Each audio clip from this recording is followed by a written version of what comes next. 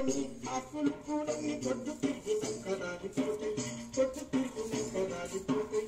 వెలుగుతోటి సూర్యుడు సాయంత్రానికి కష్టమిస్తాడు, సాయంత్రానికి కష్టమిస్తాడు. ప్రకృతి తనని ఈ లోకంలో శాశ్వతం కాది జన్మము. ఈ నిమిషంలో జగాల చరిత్ర నీదమ్మ. ఓ శివలక్ష్మమ్మ అలములు మెరిసినావమ్మ, ఓ మాయమ్మ.